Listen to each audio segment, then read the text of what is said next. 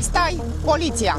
Stai cu noi la Neptun TV, la emisiunea în care vom vorbi despre poliția constanțeană, despre oamenii ei, agenți și ofițeri, despre munca lor, mai grea sau mai ușoară, despre problemele și bucuriile lor, despre realizările și poate eșecurile lor.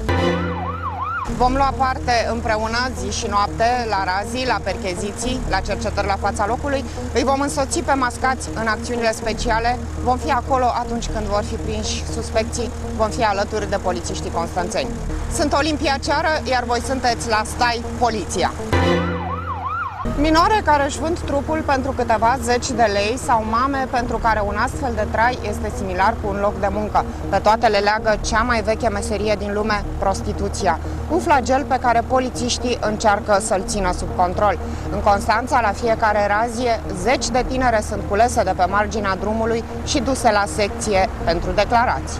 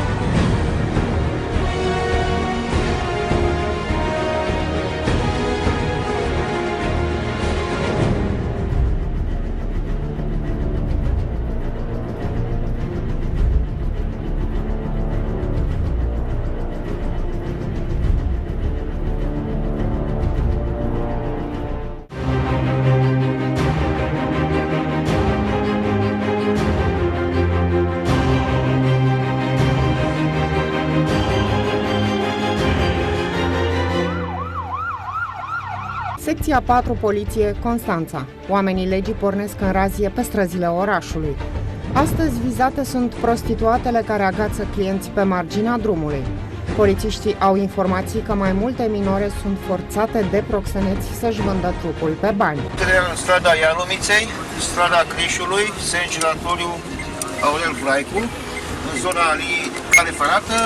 În caz de nu sunt găsnii pe acolo, toate Sengiratoriu Aurel Vlaicu, pasajului Ince-Brătianu, până la ieșire din Constanța, până la Var, la intrare până la Var. Ce găsim, luăm, secții, acte premergătoare, sancțiuni.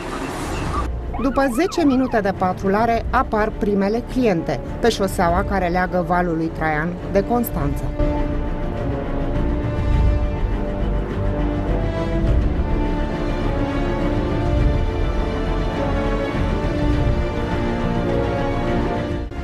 Ele pe unde își fac veacul pe aici?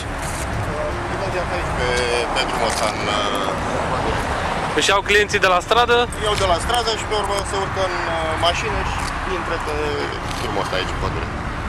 Cele două tinere sunt urcate în mașină pentru a fi duse la secție.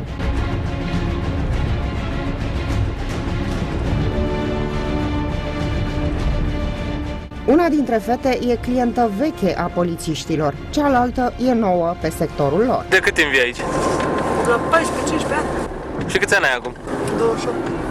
Și tu? Eu am 21. Și de cât timp vii? N-am mult. Ceva de ani. Aproape. Amenzi? Amenzi Zagreb. Și ați plătit vreuna? Nu. De câte ori vă ia poliția? Ne-a luat și aia de la Valu, ne-a luat vagoanele mai aia, ne-a jandarmeria de aici. Ce tarife aveți? 3 cu 5. 30 de lei, 50 de lei. Și cine oprește în special? Bătrâni, mai tineri. La întoarcere, alte două tinere sunt reperate de oamenii legii. Una dintre ele e prinsă în mașina unui client. Tinerele sunt minore, indiciu care ar putea să-i apropie pe polițiști de proxeneți. Bărbatul în mașina căruia a fost găsită una dintre fete spune că a vrut să facă o faptă bună și a luat-o pe aceasta la ocazie, să o ducă în oraș. Nu recunoaște că ar fi întreținut relații cu ea pe bani. Ați luat-o de aici, așa, la ocazie? Capă de acolo era tocată și că se duce nu știu unde, ne-a ținut poliția așa.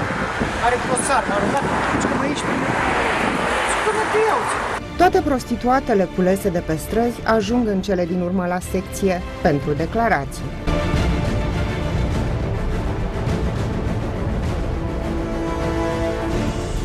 Victimele audiate sunt minorele. Polițiștii își dau seama repede că fetele nu sunt deloc victimele traficului de persoane, așa cum suspectau. Ba mai mult, adolescentele, ambele de 17 ani, se amuză copios că au fost prinse. De ce vedeți, fetelor? A câta oră e când vă prinde? Când vă aduce la secție? Pentru că fetele sunt minore, o să fie conduse la centru de primire în regim de urgență, pe strada Decema, unde vor rămâne internate până când vor veni părinții să le ia. Se ia legătura în aceste situații cu cei de la Direcția de Protecție a Copilului? Cei de la centru de minori au reprezentant de la Direcția de Asistență Socială și ulterior se comunică părinților că au fost conduse în centru și părinții vor veni să le ia de acolo.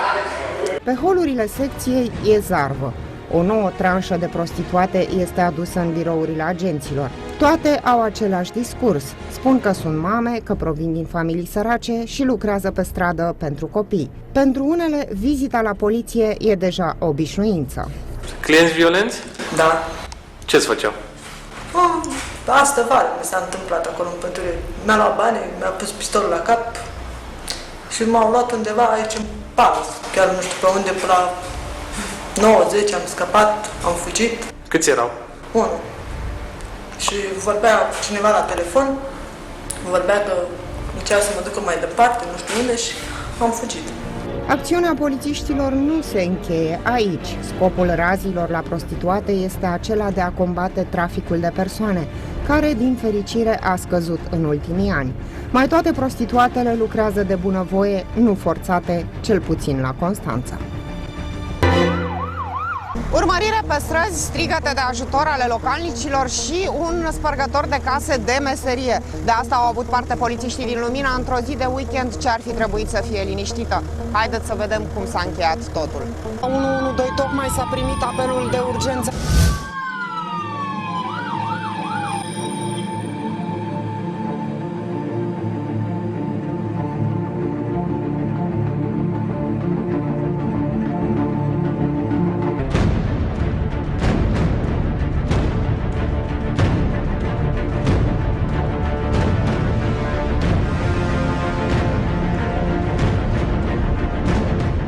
O zi liniștită de duminică în localitatea Lumina. O familie de pe strada Islazului merge în curtea de alături pentru a hrăni câinele.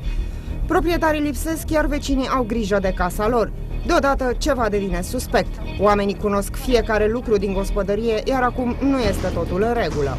Până am văzut aia sitat la geam și cu o bardă de toporaș și acolo afară. Acolo, măi, eu ștergeam asta mereu, eu n-am văzut barda asta. Unii la mea au rămas acolo în grădină. Și odată pe acolo. Atunci am sesizat că el a sărit de aici. Deci Era în casă. era în casă, mă. Fiul femeii își dă seama că locuința vecinilor săi tocmai a fost spartă și se hotărăște să acționeze. Nu este încă sigur că hoțul este înăuntru, dar deodată îl zărește pe geam pe suspect și sună repede la 112. Alo, poliția, este o spargere pe strada Islazului. I-am văzut o mână prima dată, nu știam sigur dacă este om sau nu, că nu se vedea bine după baracă. După ce l-am văzut, am strigat hoții, am alergat după el. Un echipaj al poliției Lumina primește apelul de urgență. Polițiștii pornesc imediat spre zona unde s-a dat spargerea. Trebuie să acționeze repede pentru ca suspectul să nu apuce să dispară. Dacă fuge, nu va fi ușor de prins.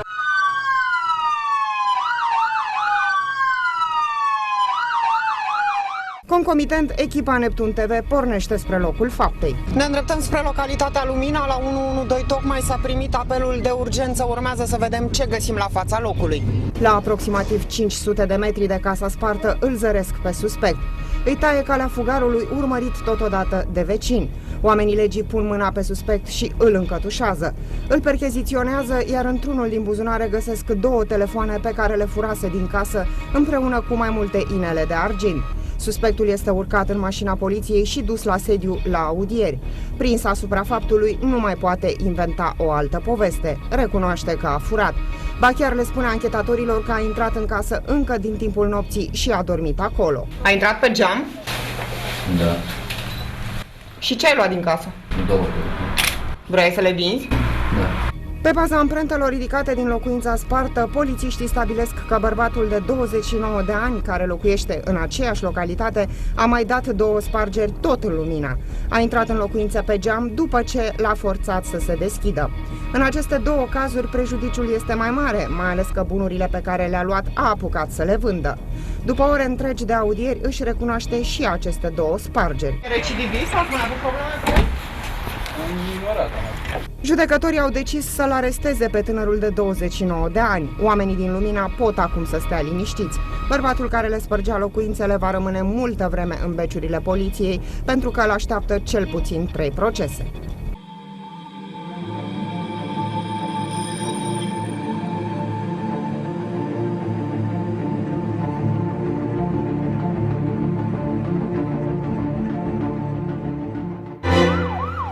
Rolul polițiștilor nu este numai acela de a prinde infractori, ci și de a ne învăța cum să ne păzim de ei. De aceea, la rubrica Safety, vorbim astăzi de Maradona. Nu de celebrul fotbalist, ci de metoda ce poartă acest nume, metodă folosită de hoți pentru a fura din portofel.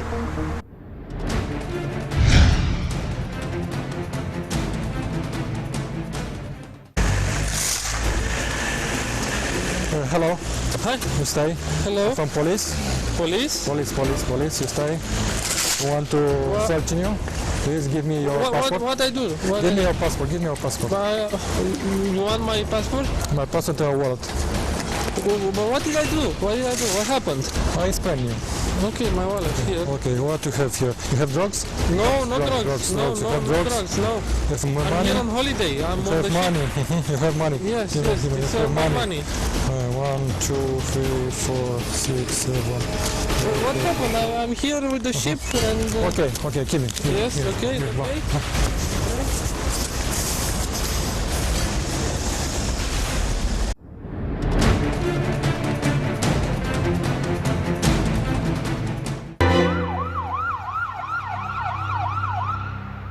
Metoda Maradona. Această metodă a apărut după știința noastră prin anii 80 în București și era înfăptuită de cel puțin 3 inși care alegeau victima de dinainte, mergeau pe lângă ea, în mod special turiștii străini. Veneau lângă el, începeau să discute, în engleză, bineînțeles, îi cereau prima dată pașaportul, după aceea portofelul, îl controlau de droguri, în special de droguri. În acel moment, unul dintre ei atrăgea atenția cu alte întrebări, celălalt îi lua portofelul, exact cum a făcut portofelul, exact cum a făcut mai devreme și el îi număra banii. În acel moment, el, prin metoda așa, îi trăgea din bani, îi dea portofelul înapoi, ceilalți tot continuau să discute cu el, îi distrăgeau atenția și apoi, la un moment dat, unul dintre cei, așa zis, polițiști strigau, vine poliția și se depărtau în diferite direcții. Atunci cetățeanul străin rămânea interzis, blocat și nu știa ce se întâmplă. După câteva minute sau chiar am avut cazuri în care după o oră și-au dat seama când au controlat portofelul că nu mai au bani în portofel. A fost polițist timp de 30 de ani, din care 9 a servit această armă ca adjunct al Poliției Municipiului Constanța. La Portret de Polițist vorbim astăzi despre comisarul șef Adrian Nicola. Discutăm despre o carieră de polițist care a durat, am putea spune, o viață de om. Despre o muncă făcută din pasiune. Despre polițiștii din trecut și cei din zilele noastre. Despre zilele în care logistica poliției se compunea din 5 autospeciale.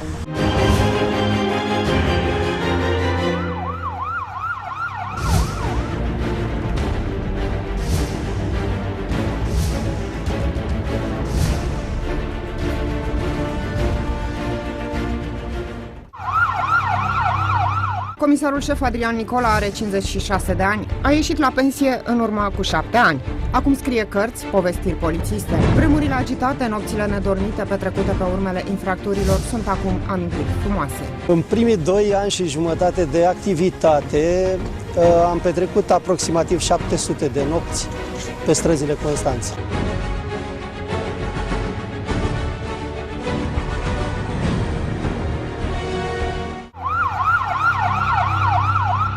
Cine spune că munca de polițist este ușoară, se înșală. Munca de polițist a fost și va fi în continuare grea. Pe vremea noastră, pasiunea pentru profesia aceasta îi ținea pe oameni zi și noapte, cum îi ține și acum de altfel la servici. Între polițistul de atunci și polițistul de acum nu cred că există diferențe. Există alte mijloace de identificare a autorilor, există alte mijloace de muncă, mașini, calculatoare, care pe vremea noastră nu existau. De exemplu, în municipiul Constanța, nu numai că nu exista test ADN, nu exista bază AFIS, pe vremea aceea erau 2 mașini noaptea, 3 mașini ziua, cam la asta se reducea dotarea polițiștilor. Din când în când, comisarul șef Adrian Nicola își vizitează foștii colegi. Mai toți au ajuns acum șefi, dar și din această postură îl privesc cu respect și admirație pe cel de la care mulți dintre ei au învățat meserie. Alături de echipa Neptun TV, ofițerul de poliție a pășit pentru prima dată de când a trecut în rezervă în fostul său birou de la Poliția Municipiu și a regăsit cu emoție lucrurile pe care le-a lăsat aici în urmă cu atâția ani. Tabloul ăla este al meu și bineînțeles că Cum este sentimentul? mi se trece un fior așa. Profesionalism, pasiune, emoții, o viață dedicată profesiei de polițist. Așa am putea rezuma în câteva cuvinte portretul comisarului șef Adrian Nicola, 30 de ani în slujba oamenilor.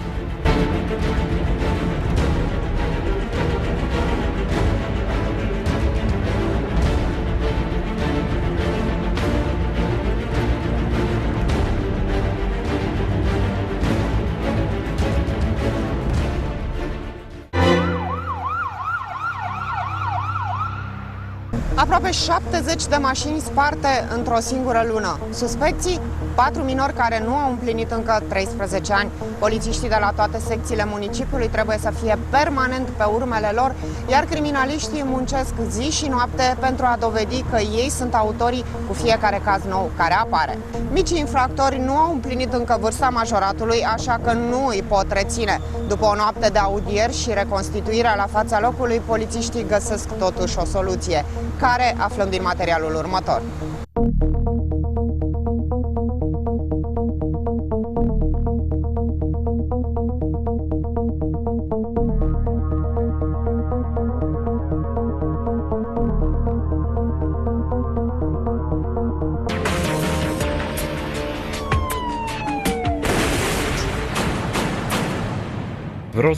Vreau să raportez o spargere, mi-a fost spartă mașina. Da, a fost forțată. Ușa cel mai probabil, nu știu când. Azi noapte.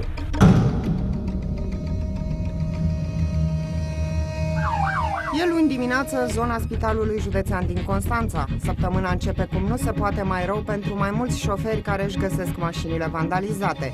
Pe 2 străzi sunt 2 autoturisme sparte, toate Dacia Logan. Modul de operare e același. A stricat încălcarea, a deschis pe 2, n-am luat nimic, n-a ce să ia. Eu nu țin nimic în mașină. Mai mare paguba. Da, a stricat butucul mașinii.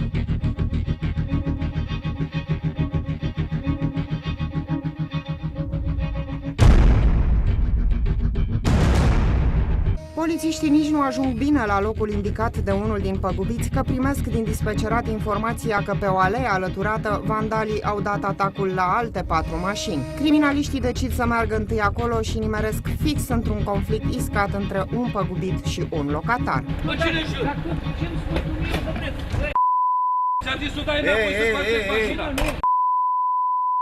Nu tragi în mijlocul străzii. În mijlocul străzii, e parcare, nu?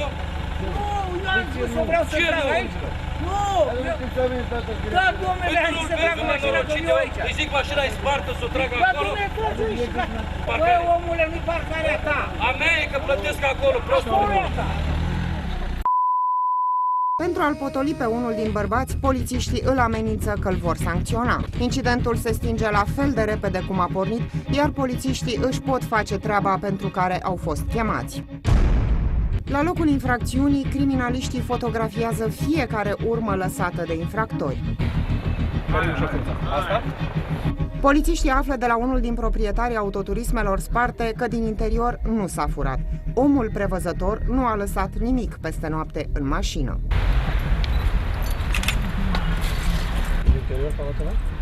Nu, au fost, s-a deschis torpedul.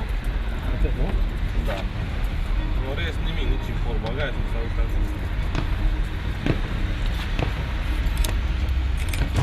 altă mașină, spărgătorii au furat ceva.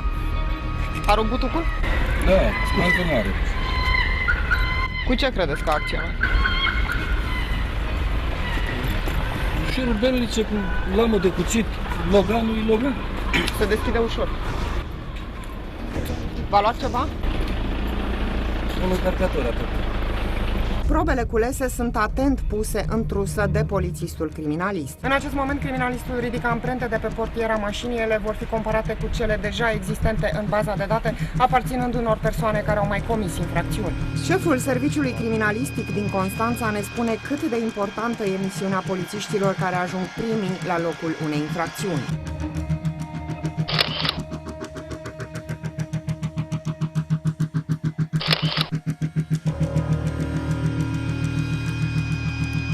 Criminalistul stabilește adevărul la fața locului, el efectiv adună bucățele de adevăr. Sunt primele și cele mai importante probe, sunt cele mai calde probe. Ulterior, ele pot fi completate, pot fi suplimentate și cu alte probe și mijloace de probă, dar cele adunate de la fața locului sunt vitale pentru bunul mers al unui dosar. Între timp, numărul păgubiților crește. Dimineața la 7:20, când am venit în parcare, am constatat că mașina deja e spartă. Am anunțat organele în drept, au venit, a mai fost cazuri similare și anul trecut și acum 2-3 luni. După ce toate mașinile sunt cercetate, se trece la amprentarea proprietarilor pentru a fi excluși din cercul de suspecți. O măsură poate neplăcută, dar necesară, pentru că pe mașini cu siguranță apar și amprentele lor. Lasă mâna moale la mine, tu nu faci nimic. Nu apeși, nu vârți, nu nimic.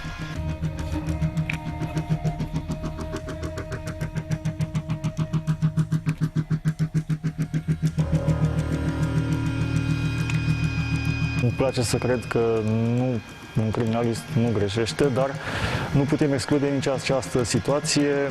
Un criminalist, în primul rând, nu merge singur la fața locului, este însoțit de alți colegi și se consultă. Nimeni nu face activitate absolut independentă. Toate activitățile se întrepătrund. Întregul set de amprente și celelalte probe ajung din teren în laborator. În câteva zile, polițiștii vor avea primele răspunsuri. Doar că seara următoare, alți păgubiți cer ajutor la 112 pentru aceeași infracțiune. Oamenii legii schimbă tactica din mers, altfel se pot trezi cu un tank imens de dosare nerezolvate. Au deja peste 50 de plângeri adunate în câteva zile.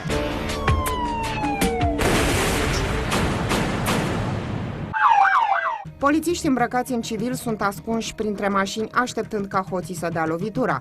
După câteva ore de pândă, 4 suspecți cad în plasa anchetatorilor. Bănuiala lor că indivizii care le dau atâtea bătăi de cap ar putea fi niște copii le este confirmată când pun mâna pe aceștia. În acest moment, minorii le arată polițiștilor locurile unde au spart mașinile. Unul dintre ei a mai forțat azi noapte 12 loganuri. 2 dintre minori au recunoscut că ei au spart mai multe mașini de producție autohtonă și recunosc că au ajuns să facă un concurs din faptele lor. Unul a forțat 7 mașini, celălalt 5. Toți cei 4 băieți au vârste cuprinse între 12 și 13 ani și au fost duși de polițiști la locul faptei pentru reconstituire. Anchetatorii spun că 2 dintre ei sunt cei care au pus la cale totul. I-au racolat apoi pe ceilalți și i-au învățat cum să deschidă încuietorile.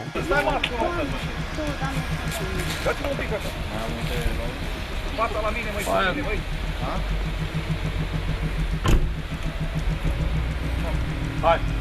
2 dintre băieți au familii, dar acestea i-au scăpat de sub control. Ceilalți 2 trăiesc pe străzi. De câte ori îi prind, polițiștii îi duc într-un centru de plasament, dar copiii reușesc de fiecare dată să fugă. Este o mare problemă disciplinarea lor. Minorii având sub 14 ani nu răspund penal și singurele activități pe care le putem desfășura în prezent să încercăm să-i determinăm să renunțe la aceste fapte, la comiterea acestor fapte. Sunt foarte multe infracțiuni, foarte multe fapte, în special de distrugeri, pentru că au început să facă concurs între ei, care deschid mai repede, care forțează mai repede. Singura șansă a acestor copii de a se lăsa de prostii este consilierea psihologică, altfel în câteva zile ar putea fi iar pe străzi în căutarea unor alte mașini. Munca polițiștilor se oprește aici, iar băieții sunt preluați de Direcția de Protecție a Copilului. De la o mașină spartă pot să ajungă până la a lua viața cuiva și nu pentru că își doresc neapărat acest lucru, ci pentru că trebuie să supraviețuiască. Aici vorbim de instinctul de supraviețuire. Au nevoie acești copii de susținere pentru a se putea forma frumos. Dacă vreți să mă întrebați, există posibilitatea ca ei să se reabiliteze? Bineînțeles că există această posibilitate, dar aici trebuie să ne implicăm. Noi spunem societatea nu poate. Eu spun că societatea trebuie să poată, pentru că noi suntem responsabili de ceea ce creăm și în prezent și în viitor. Dacă ne dorim să avem o societate mai liniștită, mai echilibrată, în care oamenii să încerce să muncească și să fie răsplătiți pentru aceasta, atunci trebuie să ne implicăm cu toții. Este un cost mic, având în vedere cât de multe am putea salva, inclusiv viețile acestor copii. Pentru moment, copiii infractori au fost duși din nou într-un centru de primire a copiilor, unde asistenții sociali vor avea grija lor. Șoferii rămân cu paguba pentru că nu are cine să-l o plătească.